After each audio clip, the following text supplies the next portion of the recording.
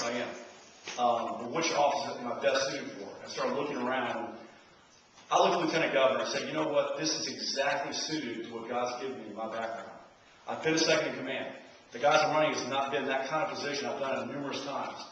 I know the laws and Constitution of the state. The Lieutenant Governor on a day-to-day basis actively presides over the Senate.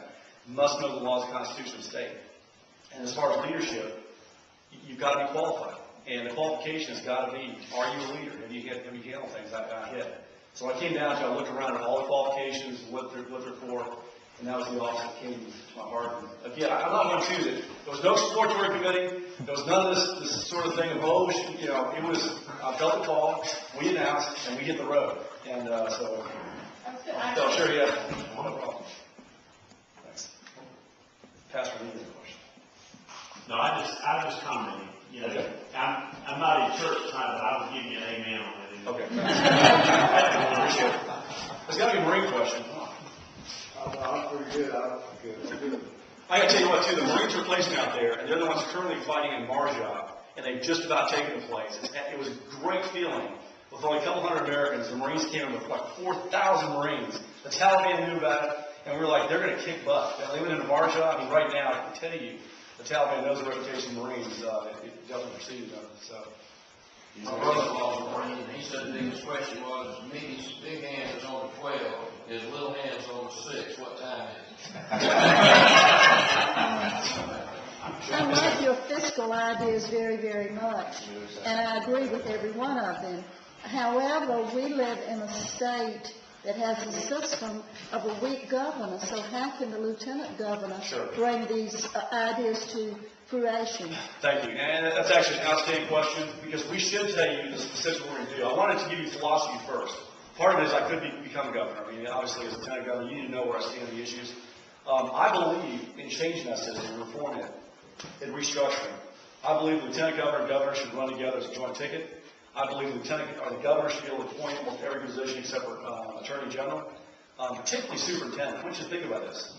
50% of the budget is education. It's the biggest issue we all talk about, and yet our superintendent is usually a Democrat. Republican our governor is Republican. I mean, that's just crazy. We need to be able to hold the governor accountable and restructure. The other thing, though, quite frankly, is we don't need the Senate to control the government the way it's done until now. We need folks with the true checks and balances. That doesn't mean the executive is in charge of the Senate. But at the same time, though, as lieutenant governor, I'm going to make sure that I don't allow people to ride herd and sort of push things around. The governor has his place, and there's a check on the Senate, and I can help do that. As I'm not beholden to anybody. Again, my senator is Brad Hutto. It's not Hugh Leatherman, it's Brad Hutto. And I can tell you right now, again, as far as like stuff goes, Brad Hutto's not going to tell me what to do. As my senator, I will go in for what I believe in is best for the state. Thank you. Yes, sir. I know you're not running for legislative office, but as I've begun to pay more attention to politics, I've noticed that most of the problems are caused by the guys who have been there the longest. So here's what I ask you.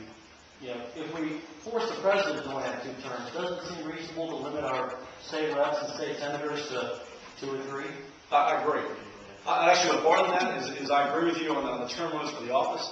I'd actually say, too, that if you stayed in beyond a decade, it's time to hit the road. Quite frankly, I use a good example. Joe Biden, 29 years old, less than a year out of law school, he's elected to the United States Senate.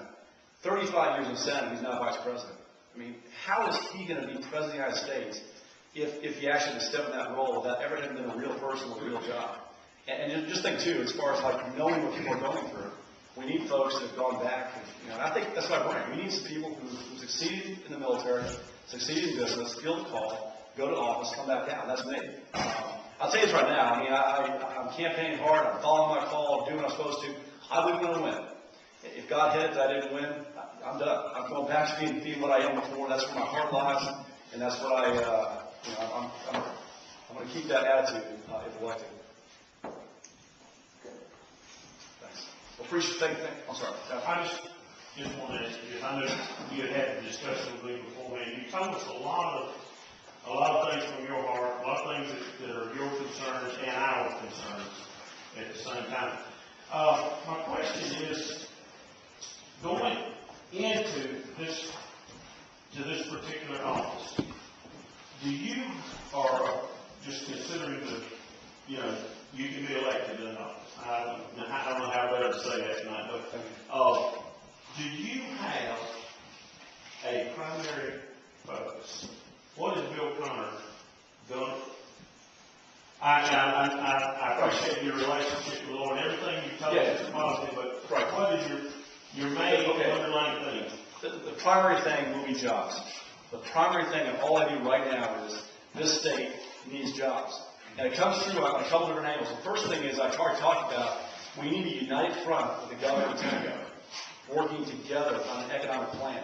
So I'm not giving you, some candidates may give you a governor's plan.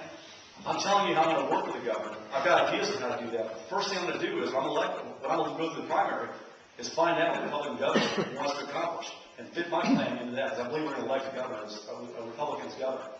The other thing, quite frankly, is that how can I assist him? And that's going to be through the office on aging, it's going to be through retirees. That's how we're going to get jobs in the state and help him out. And also, as I talked about the whole issue of the fair tax, is I believe I'm going to push hard with the governor and legislature. And the issue is jobs. If we end the corporate tax, end the small business tax, end the income tax, and make it up with the consumption tax, we can bring jobs to the state. So my number one thing would be jobs, if I'm elected. All right.